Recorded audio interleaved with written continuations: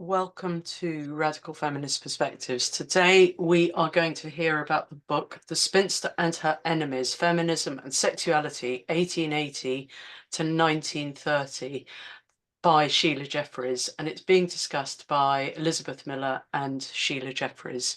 So welcome both of you, and over to you. Hi, everybody. I'm really happy to be here today. I'm very grateful to Sheila for agreeing to talk with me about her book. And this is really one of my favorite feminist books. In fact, I love it so much that I have, I don't know how I have a copy of the original and a copy of the re-release from Spinifex. So that's how much I like it. So I wanted to just say a few things at the beginning about why I like this book so much. And it's really because when I first read it, and now I've read it several times, and when I first read it, there were so many things in it that surprised me and really kind of knocked me for a loop and enlightened me that I found out in it that I did not know before. And so I have a quick list here of the things that so surprised me in this book that I learned from the book. So the first thing was that there was a massive feminist campaign for 50 years, from approximately 1880 to approximately 1930, that was basically unknown or ignored by mainstream historians then and up to the present day. This massive feminist campaign was against men's sexual abuse of children and minor girls. And they worked really hard to get legislation passed and get all sorts of other things done. And it just was unknown after it happened. And Sheila uncovered it, which is another story that we'll talk about. Another idea that I was unfamiliar with is this mainstream historical idea that the past 100 or 150 years has been a straight story of progress from Victorian prudery to sexual freedom for everyone, and that's actually a myth perpetuated by men and anti-feminist women, that in fact there was, as I said, this big campaign to stop men from abusing children and to free women from the necessity of marrying if they didn't want to. And then there was a huge backlash to that campaign. Another thing I found out that I didn't know was that there was a huge number of women who never married from about the mid 1800s to the 1920s, and that a great number of them chose not to marry and chose to become independent by entering higher education and the professions, and that men saw that happening and waged a sort of backlash propaganda campaign against it to try to pressure all women to marry and produce children. Along with that, there was a huge industry of sexology books and marriage manuals that sold all of this propaganda to women from about the 1920s until essentially now. The marriage manuals basically say very similar things even today.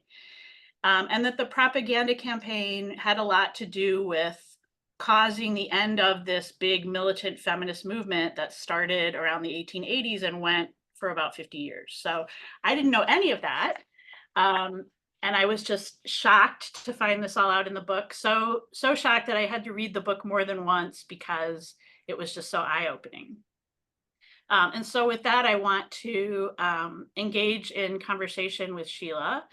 And I have a series of questions for her. So Sheila, thank you again so much for discussing your wonderful book with me. And the first question is how you would describe sort of the overall point or thesis of The Spinster and Her Enemies. Okay, well, I had an MA in this period of history. So, and we'd covered the suffragettes. So I would have thought I knew a little bit about feminism. That was in the early 70s.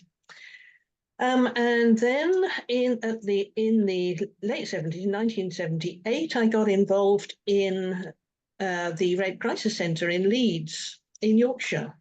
And one of the things I became really interested in was sexual abuse of children. And in fact, at that time, when we were sort of doing training of women who were coming onto the helpline and so on, I would train on how there were two victims in the case of sexual abuse of children, the mother and the child, and so on. So I was really interested. I wrote quite a bit about the terrible stuff that was said about child sexual abuse back then. Which was that women were responsible and so on, terrible stuff. So I was very interested in that.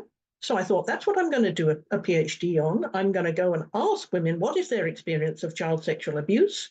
I put a letter in the local paper. Women started writing to me about it. I mean, there was hardly anything on it. I mean, it wasn't written about at the time. It wasn't a feminist campaign. Nothing much was happening. But I really wanted to look at that. That's what I thought I was doing. And then, so my whole issue within feminism was violence against women and child sexual abuse.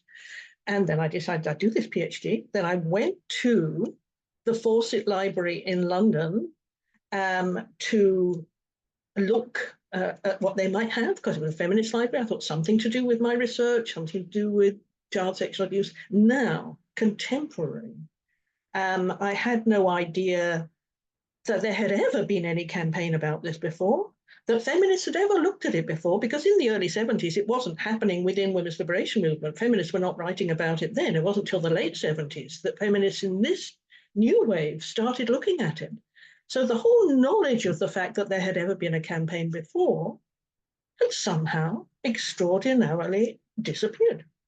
So the point of the book, really, once I discovered that, was to show that campaign that you were talking about, to show that feminists had done all this extraordinary work, and also that it had been disappeared as feminism, the women's liberation movement, has pretty much been disappeared again, really. It works very well when patriarchy decides to disappear feminism because it's too threatening. They do disappear it with extraordinary efficiency. So I needed to, what I wanted to do was show there had been this massive campaign and then show the extraordinary backlash to it. And that's really what struck me in the book. I'm sorry, there's a little echo. Am I okay now? Yeah, that's really what struck me in the book, was both of those things.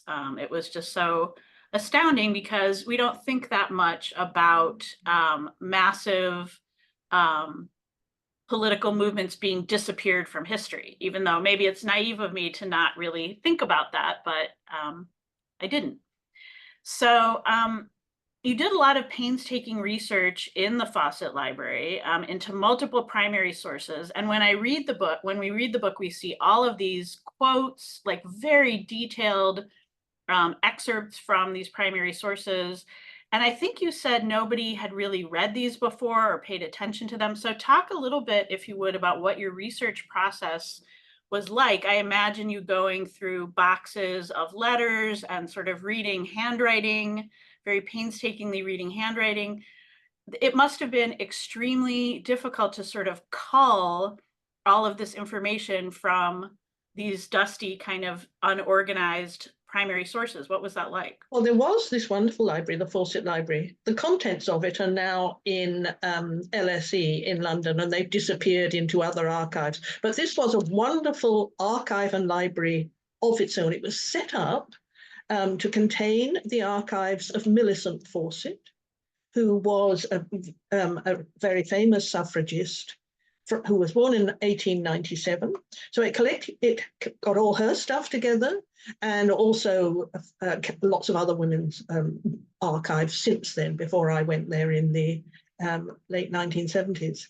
And what they had was full runs of these extraordinary newsletters. I mean, there were lots and lots of feminist newsletters which said all sorts of marvelous and wonderful things. And I remember that one of the newsletters, I think it was the WSPU newsletter, had something called A Comparison of Punishments, which was looking at the punishments that men would get for stealing a loaf of bread or sexually abusing a child, a 7-year-old child.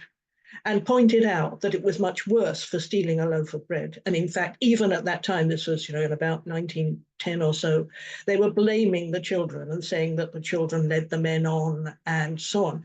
I had no idea that there were these wonderful newsletters with all this fascinating information. And as far as I knew, I'd never seen anything, and I was a historian and of that period, that had looked at any of this stuff. So yes, there were letters, some wonderful stuff in letters. There were books, pamphlets, the records of organizations, their sort of minutes and all of the stuff that they'd collected. And some stuff I collected from the 1930s, which I didn't write about because I think it was slightly too late, was from an organization looking at the abuse of Aboriginal women and the rape of Aboriginal women in Northern Australia. And there was an organization dedicated to looking at that, which I was just astonished by. And of course, I then went to live in Australia. So there was amazing stuff. And how come feminists have not been interested in all of this? And what happened was that there was the historian was called David, who had control of this wonderful library, and I would be sitting there and I'd go, oh, and he'd come rushing over and lean over me, and I'd say, look at that. And he and I were both found it very exciting. I mean, he was very pleased I wrote the book because, it was using his wonderful library. He knew the stuff was there, although not the half of it, not the detail of it. So that was really, really exciting. I mean, discovering this stuff, the process was just absolutely amazing. Yeah, it sounds amazing. I mean, I've done some historical primary research myself, and it's very painstaking, but when you find new things, it is very exciting. So what did those primary sources show you that was different from, there's sort of this common wisdom about the social purity movement. So that is something that gets talked about sometimes before your book even. And the common wisdom about the social purity movement is that it was all about these prudes who were anti-sex and didn't want anyone to have sex. And that's really all it was. And that we've become much more enlightened since then. And that's all anyone ever really says about the social purity movement, was that it was basically about people wanting to stop other people from having sex.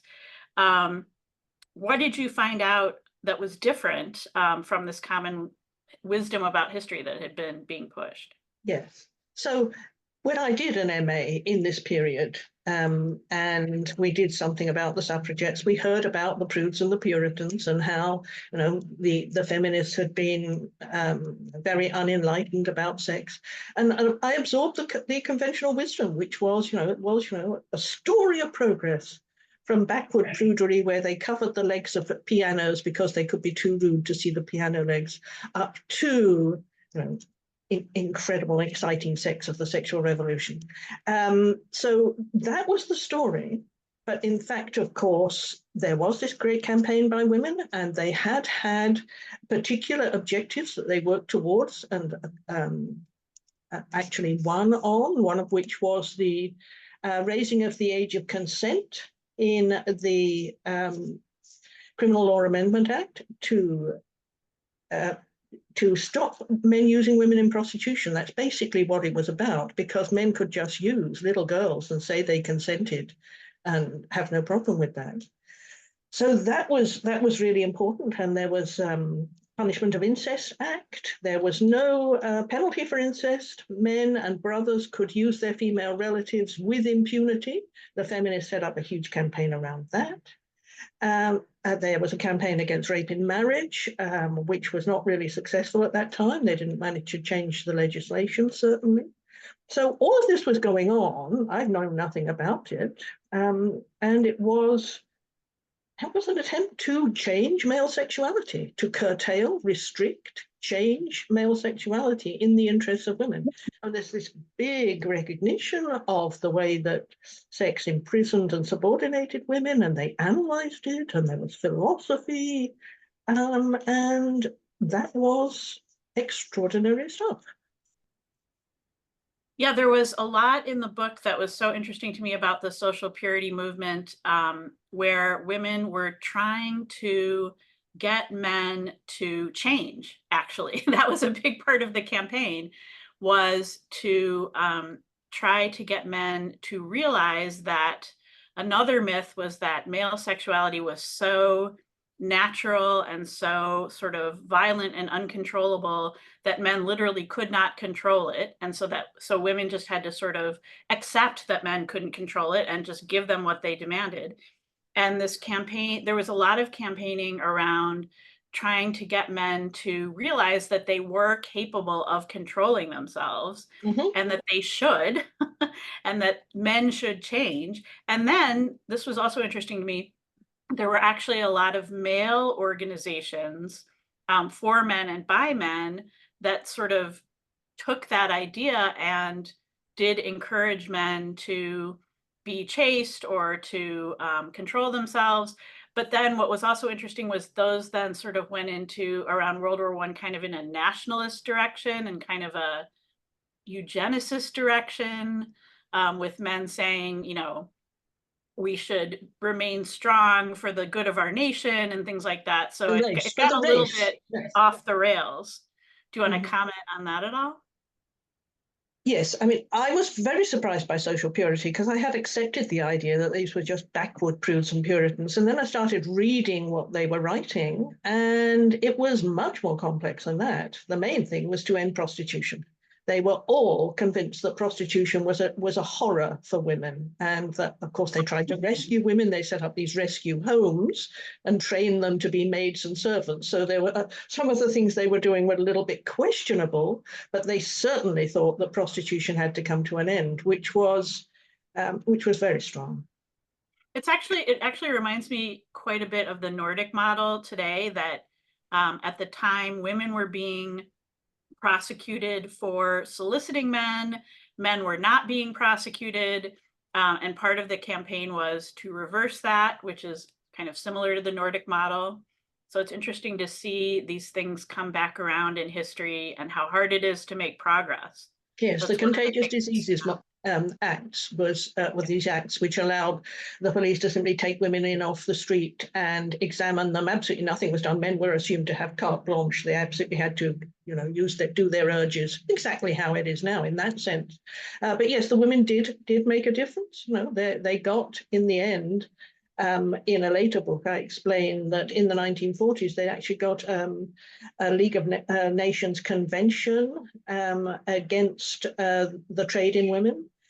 So women were very influential in that very early period, feminists of the 20th century, in curtailing men's access to prostitution and seeing prostitution as a terrible harm to women. But then, of course, we got the sexual revolutions of the second half of the 20th century, and men were freed up for their sexual freedom all over again. That's what it was about. So one of the things that surprised me about the book was that there were sort of chunks of chapters on topics that at first seem possibly not connected, or I mean, that's too strong to say not connected, but they seem to be about different topics, but actually they all are connected to each other. And I want to just sort of mention these topics and then ask you about kind of what is the connection and through line that led you to bring these all together into this book. So the sort of main chunks of topics I see, or topics that have chunks of chapters about them, are, first of all, what we've been talking about, feminist campaigns against sexual abuse of girls, such as trying to raise the age of consent, trying to make incest actually illegal, against sexual abuse of women as well, trying to repeal the Contagious Diseases Acts, which allowed these compulsory examinations of women suspected, not even known to act as prostitutes, but even just women suspected of acting as prostitutes because they were on the street at night. Second, the huge rise, so then there's this other topic, the huge rise in women over this time period choosing spinsterhood, choosing not to marry for life, many of them, entering higher education, entering paid professions. And then related to that, women's romantic friendships and lesbianism and women living together throughout their lives. And then third, the backlash against both of those things, those feminist campaigns and the huge rise in women choosing spinsterhood, the backlash in the form of pressuring women to either marry and engage in sexual intercourse or engage in free love, meaning unfettered sexual access for men if they had partners that were not married to them. And then also the rise of sexology, which disconnected women's rejection of marriage and rejection of heterosexuality from feminist aims and rebranded women's rejection of marriage as prudishness and frigidity. There's a whole chapter about the invention of the concept of frigidity as something that needed to be cured by sexology.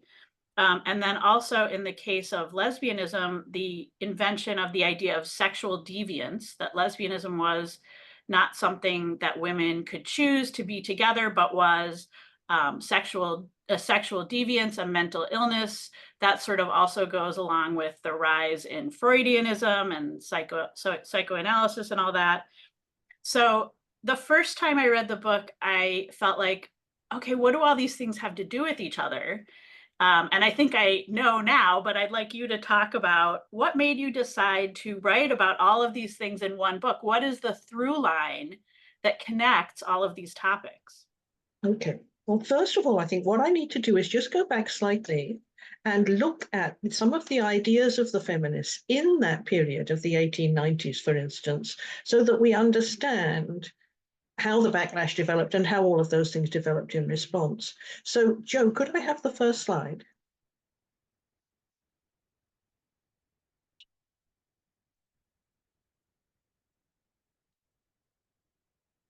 Next, yes, thank you.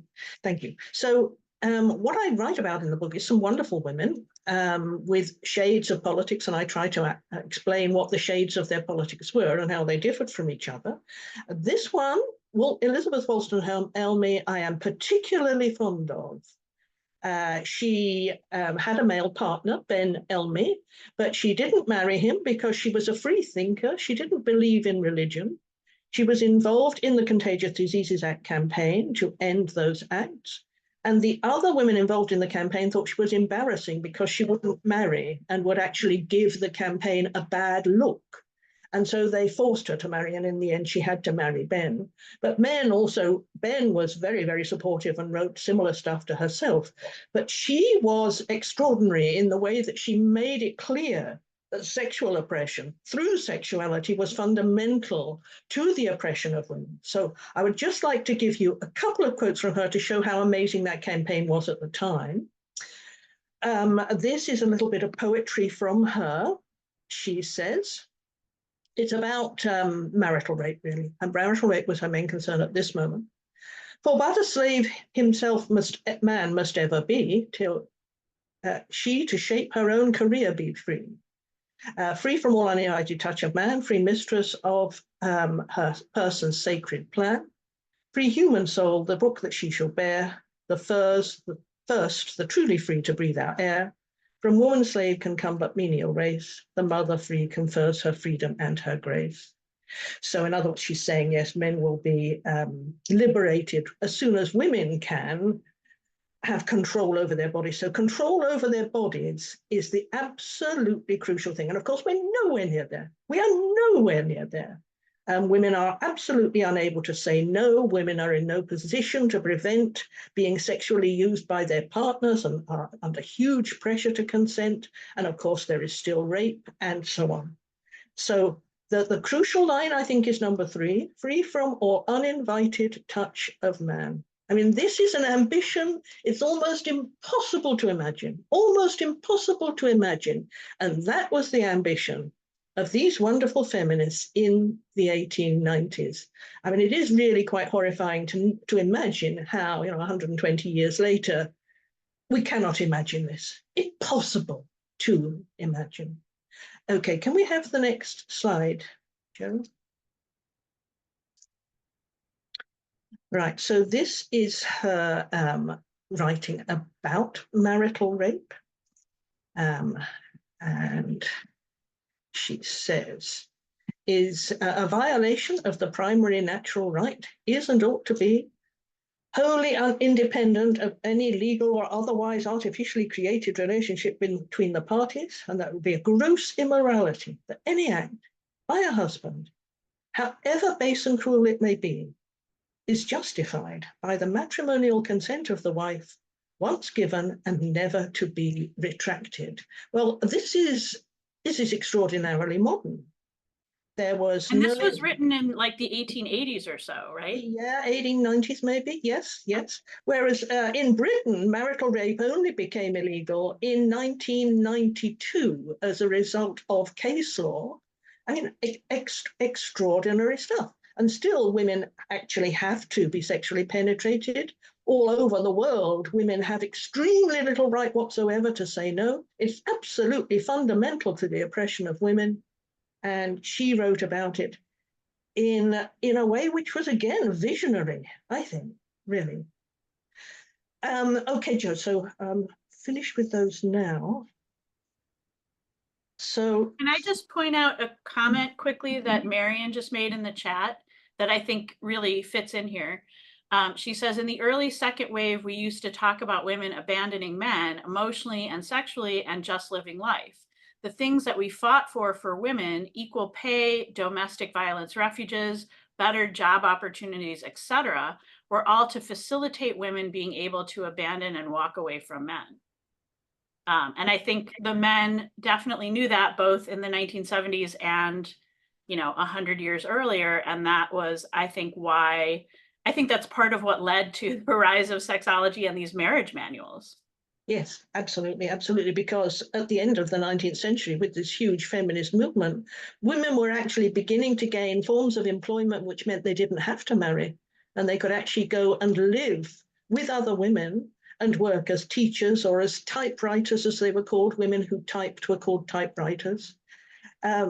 So yeah, it was a huge threat. There was the possibility of women's independence, and that's one of the things that I'd like to emphasize, is that the movement against them was because these women were actually gaining the possibility of leaving men. And that's one of the reasons why there were so many spinsters, and women were in a position to choose to be spinsters. It wasn't just that the First World War killed off their boyfriends. Women were in a position to choose to do something they'd never been in a position to do before. They'd always previously been dependent on their families, their father, the man they married, and so on. But they were able to choose to actually live with other women, and so on. Yeah, actually, may I just point out one statistic in relation to that? So I got this from chapter 5, Spinsterhood and Celibacy. So this is a statistic from the 1850s to World War I. The percentage of women in the population as compared to men rose greatly. There was more access to education and jobs for women, and there were more and more women making the political decision not to marry. And this really stood out for me when I first read it. In the late Victorian period, 1 in 4 women would never marry. And a lot of that was chosen. Yep, absolutely right. And it created great alarm amongst men, amongst the sexologists, amongst the commentators at the time. It created huge alarm. So, Joe, can we go on to the next slide?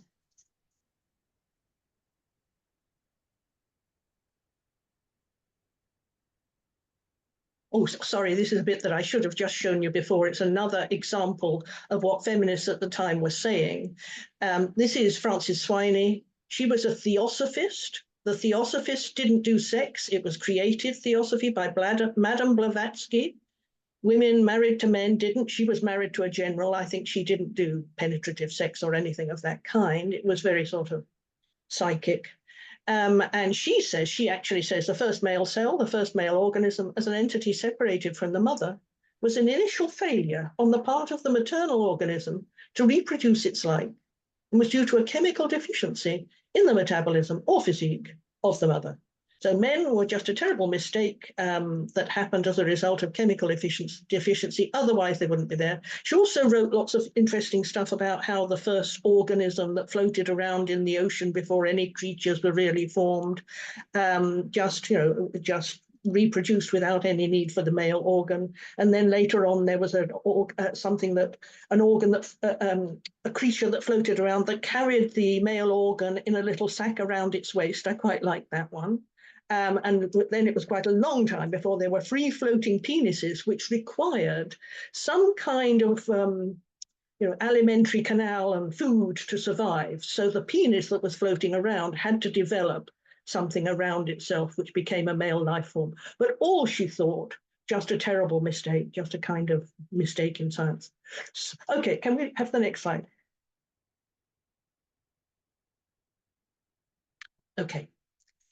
So as a result of there being this preponderance of women who were spinsters and the fact that so many women were choosing not to marry, there was a big campaign against them.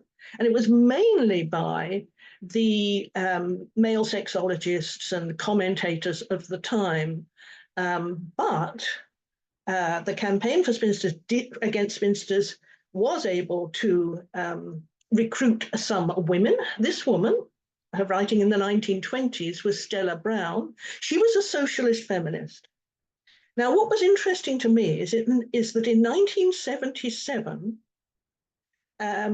the Pluto Press, which was a left-wing press in London, published a whole book about Stella Brown, saying how marvelous she was as a sex reformer, as a socialist feminist, the very model of who feminists should be, right? I didn't agree with that because I read her work and was horrified. So let's look at Stella Brown.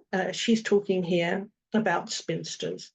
Careful observation and many confidences from members of my own sex convinced me that our maintenance of outworn traditions is manufacturing habitual autoerotists and masturbators.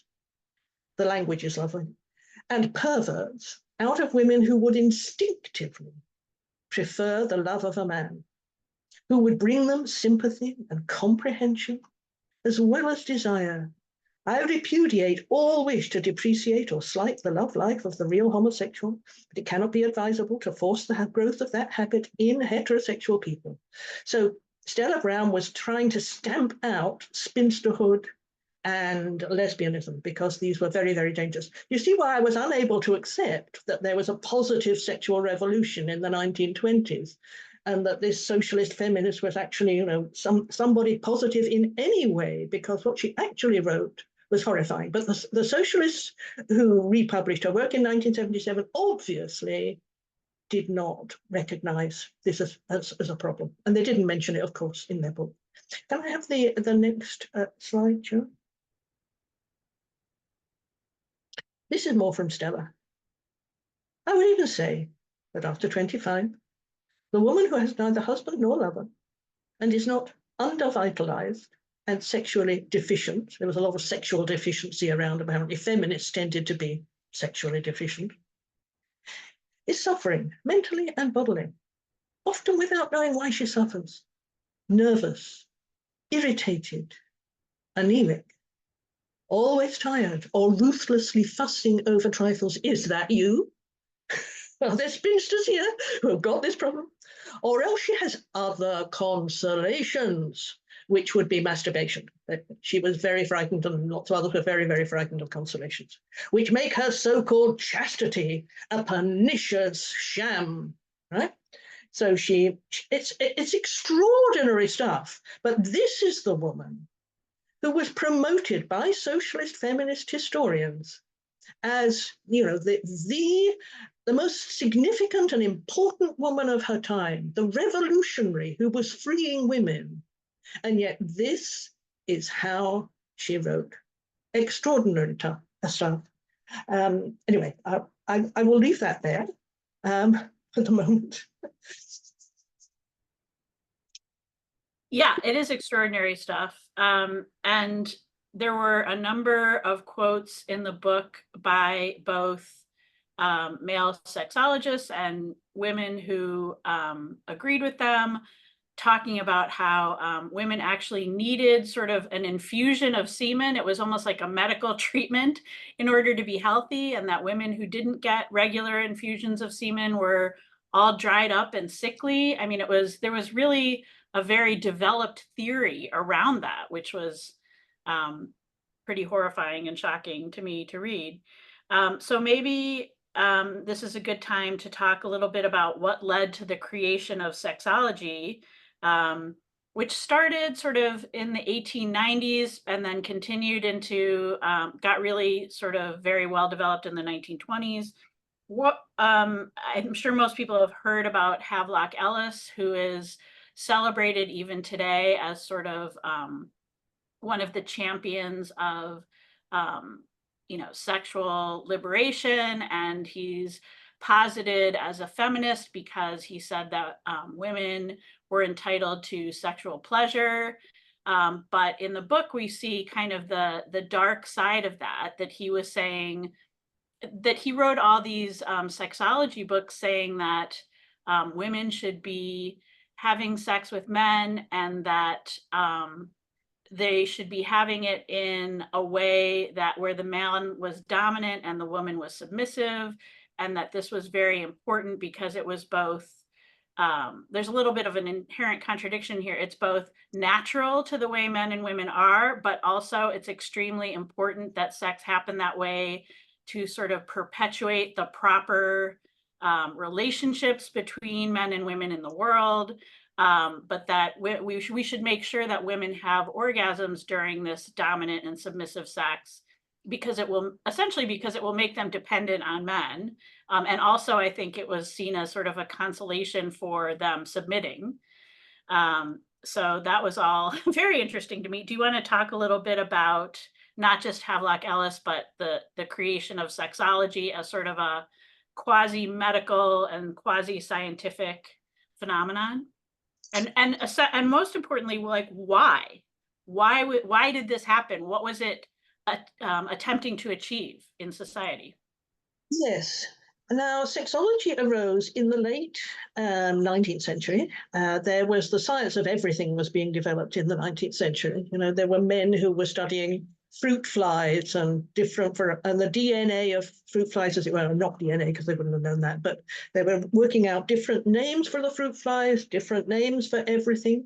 So these. I'm just going to interrupt you for 1 second, Sheila, just because I think it would be so interesting to see somebody compare the work of Havelock Ellis and other sexologists to the work of the Freudians, which was also arising at the same time and has some of the same themes about sex, honestly. So they knew each other and they wrote to each other. So they were definitely involved. There's no separation there, just slightly different angles and different emphases. So in the late 19th century, some men, generally medical men, decided they'd look at sex, and they do the same thing for sex as they had done for fruit flies and flowers and plants and so on. They would create, they would label different categories. They give them Latin names so that they could follow them along, like capillary kleptomania was hair stealing, men cutting off women's plaits and hair stealing and so on. I think they've got a bit of Greek and Latin in there, but they were always using Greek and Latin to describe forms of sexual practice that they thought should not happen, and then the forms of sexual practice they thought should happen. So they took over from the church in actually regulating sexuality and saying how it should take place. And in the very early books of that kind, the descriptions of sexual practice were in Latin, because it was considered they would be too rude for ordinary people to read. It was only doctors who were supposed to read it, so they were in Latin. Now, was the development of sexology inevitably connected with the rise of feminism? I'm not entirely sure about that, but what I am sure about is there was a massive feminist movement at the time, and therefore these men set about trying to work out how to control it and how to undermine it, and put women back in their place, really. So that was of huge importance to them. And sexual practice, of course, should take place in the form of male dominance and female submission and so on. And once you start reading the stuff, it's quite extraordinary. For instance, Havelock Ellis, who was a medical doctor, he wrote that he knew that orgasm was experienced by women as pain. How did he know that? because somewhere in Italy, he was looking at one of his medical colleagues cut off the clitoris of a woman, and she made an expression as if she was having an orgasm at the time. So he knew that orgasm was the same thing as pain. You might ask, why was somebody cutting off the clitoris of this woman? Well, they did that in order to stop masturbation, or because they thought there were other problems with women that would be solved by that. One of Freud's friends, for instance, believed that there was a special bone in the nose that had to be removed if women were to be relieved of, I think it was painful periods or something of that kind.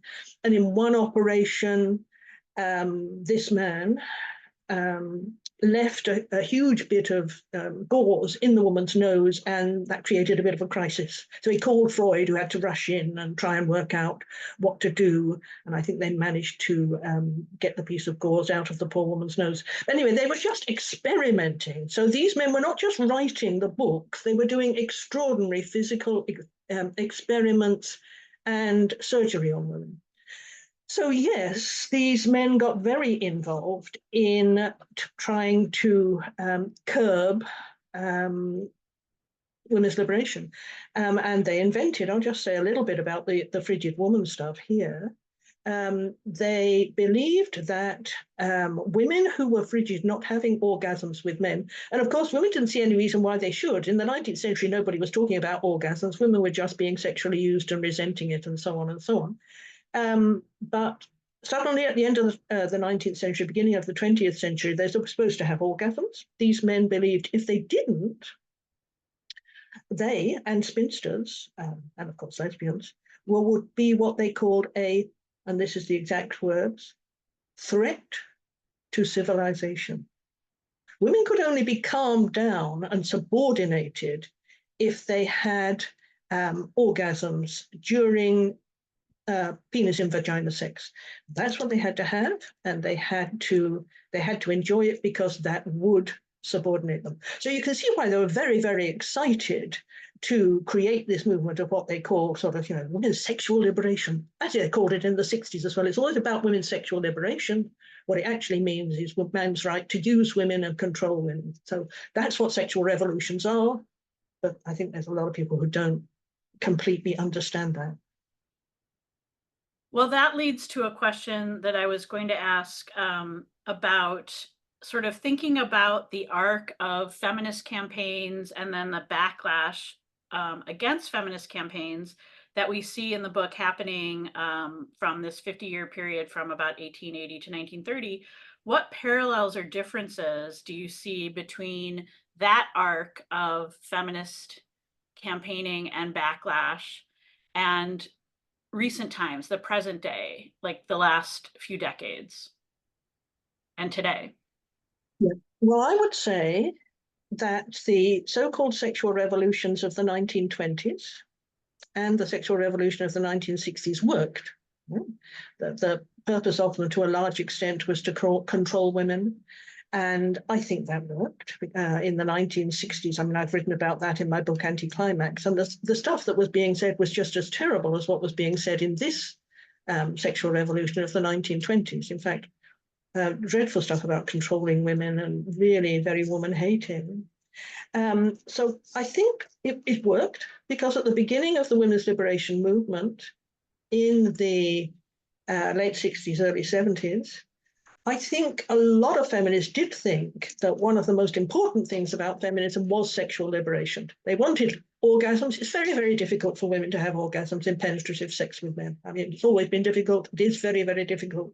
And of course, in the 1950s and 60s, they said, as I explained in Anti-Climax, women mustn't move about to try and get orgasms. They had to do exactly what they were told, penis in vagina sex, and suck it up. But at the same time, they were supposed to have orgasms.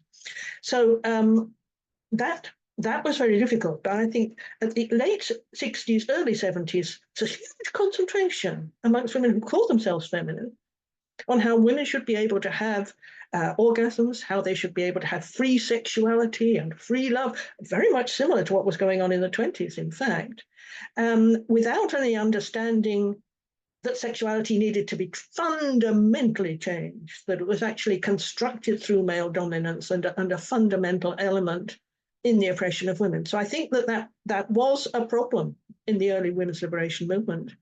And of course, lots of other women, of course, were starting to work on violence against women in the same way and working out that things needed to be changed and the male sexuality needed to be changed. So I think that the problem at the moment is that the same dynamic applies as was happening in the 1920s, which is lots of feminists are trying to change marital rape in general, sexual abuse of children. But at the same time, we are faced with the sex experts. And the sex experts are the sexologists. They have all the authority of science. They are absolutely loved by the academy. They are respected. And they say all these dreadful things about what women have to do. There are lots of sex experts who are just sex therapists. There's a massive industry of sex therapy, all very, very hostile to women, pretty much, so far as I can gather, so far as I can see. Extremely hostile and just serving up all these sexological ideas. And these days, of course, prostituted women who've been used in pornography are used as sex experts in order to teach women what they must do to please men. That's still happening in exactly the same way, except they didn't use prostituted women in previous times. There's the whole of the pornography industry, which is the main form of sex education. So we are trying to change male sexuality, trying to end male violence against women, and faced with these massive forces, hugely more powerful than us, industries, science, universities. And of course, we get extremely little heard. So I think we are facing the same forces. We're facing the same problems. And yes, that's really what's going on. It's a huge struggle, absolutely huge struggle. And the sides are completely unequal. Yeah, well, I have many thoughts in response to everything you've said. And honestly, I would love to be able to do an entire course on this book because it's so rich. Every chapter could be several weeks of discussion. But I know that we only have about 10 minutes left and we wanted to talk about a couple of the individual chapters. I know you wanted to talk about chapter 6 on women's friendships and lesbianism, close romantic friendships. This was something else that was I didn't know. Close romantic friendships were seen as very normal between women throughout most of the 19th century. But then the sexologists created this so-called scientific theory of lesbianism and basically classified all close relationships between women, whether sexual or not, as being either lesbian or pseudo-lesbian, meaning sort of groomed into lesbianism, and therefore as mental illness that needed to be rooted out by encouraging women to engage in marriage or free love with men. And as I said before, this theory included the idea that regular infusions of semen were necessary to women's health.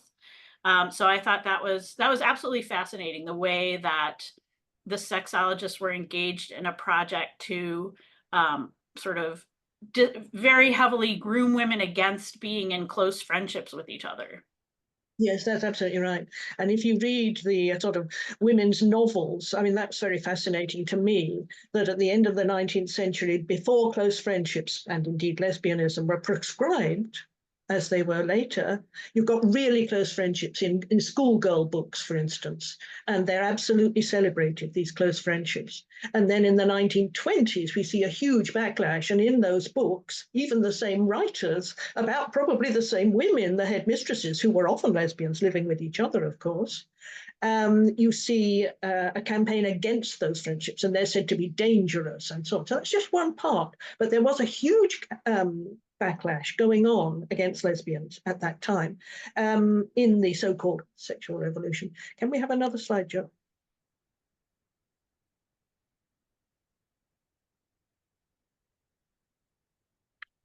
And this is part of the campaign. This is Marie Stopes writing in her book Enduring Passion in 1928. She was supposedly progressive as well. She was a birth controller.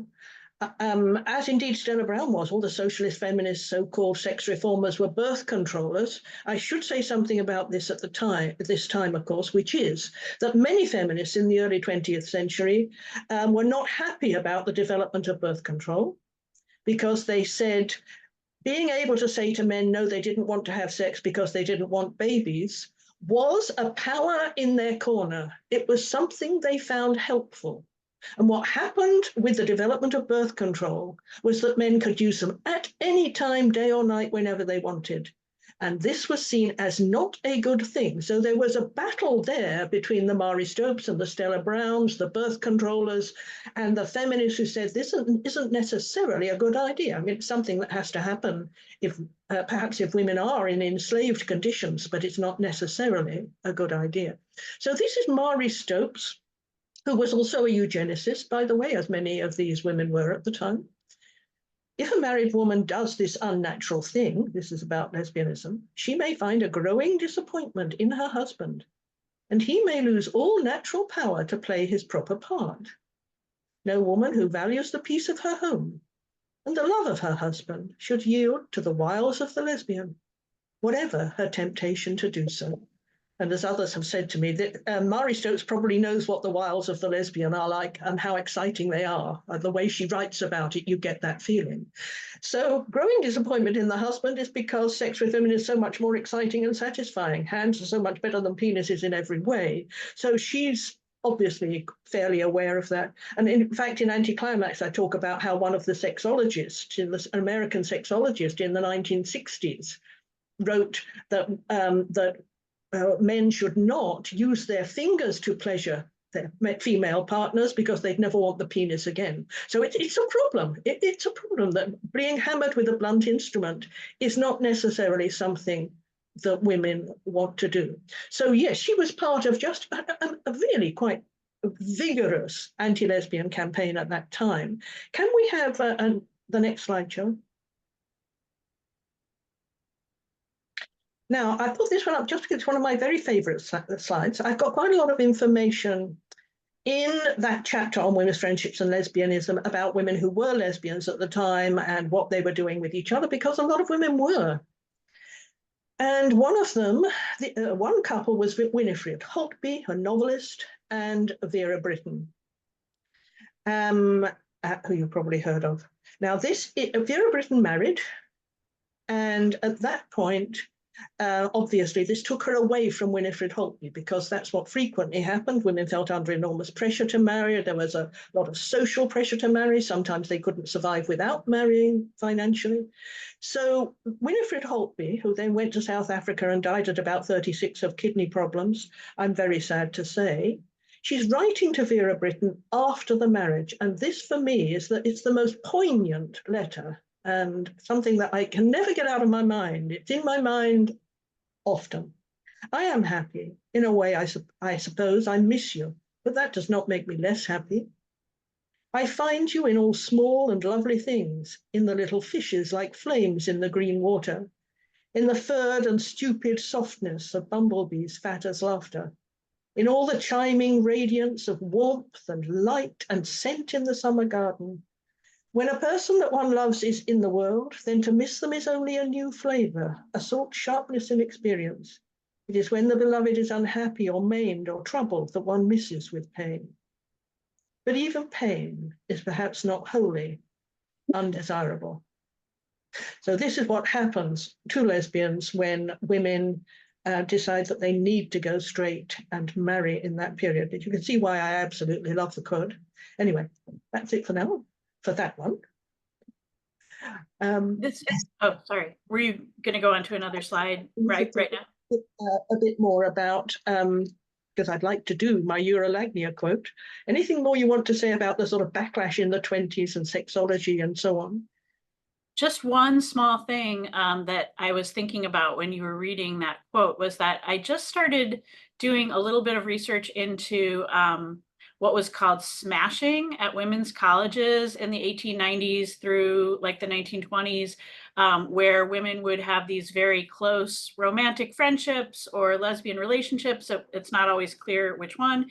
And it was seen as very normal and fine. And I mean, they were like full blown sort of, there was courting and there were flowers and poems and professing their love for each other. And this was all seen as very normal at women's colleges in the US. And then it wasn't. Then it was the heads of the women's colleges started discouraging it and saying it was a terrible idea and it would prevent them from marriage.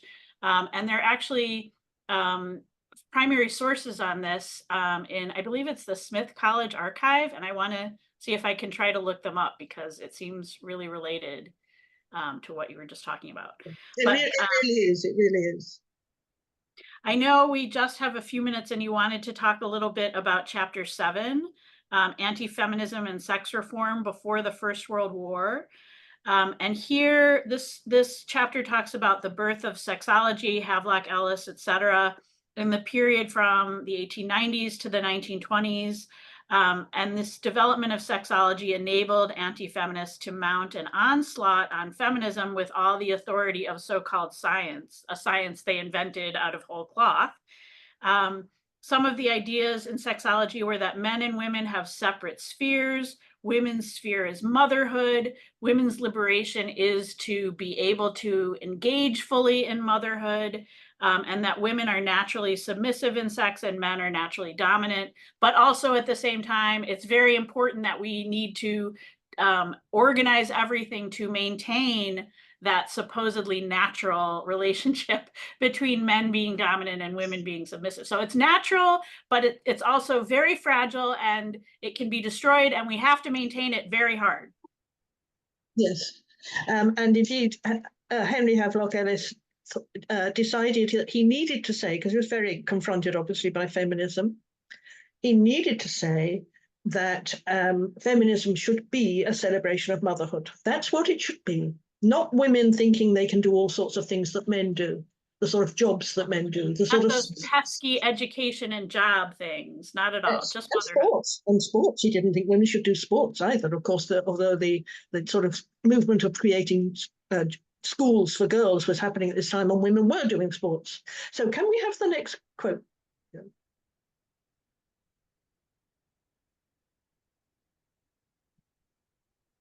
So I thought we should have a poem from Henry Havelock Ellis. And this is him writing about urolagnia, which was his own personal interest, that is love of urine. He used to get women to urinate so he could listen to them. He got one sex reformer to urinate walking into Harrods. He got another sex reformer to urinate in a room in his house so he could stand outside and listen. Anyway, this is his poem about urolagnia.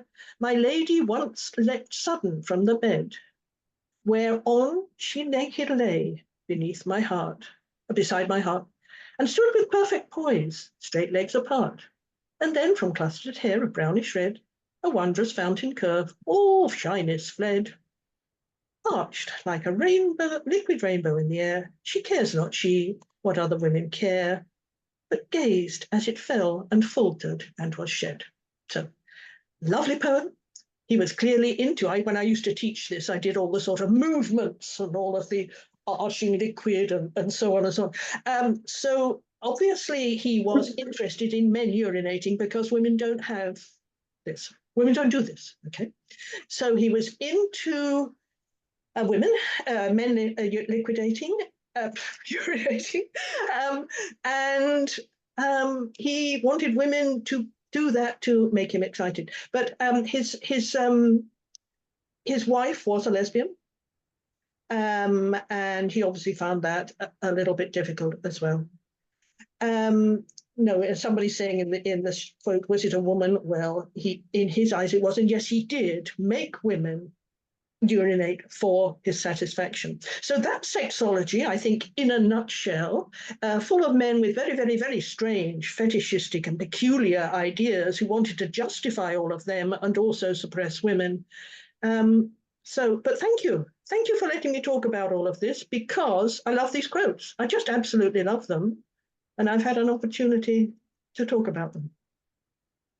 Thank you so much for speaking with me about the book. I want to say that we've barely scratched the surface of this book. I really encourage everyone to read it. It's incredibly dense and rich. And I just want to I would love to talk about it for days. I just want to give Sheila the opportunity to sort of finish up and give us any closing thoughts for the moment about the book. My only closing thoughts was I absolutely loved writing it. I love the quotations that are in it, and I'm very pleased that new women are finding the book and liking it. I mean, that's absolutely terrific. It's a great book, and it, among other things, has made me think about many things that I'd like to know more about. And I think there's so many opportunities for further research that are suggested by some of the themes in this book. So I hope that women will consider trying to do some of their own primary research, taking off from some of the themes in the book and take some of that stuff further. So thank you again, Sheila. It's just, I feel privileged to get to talk to you about your book because it's such an important book to me. Okay.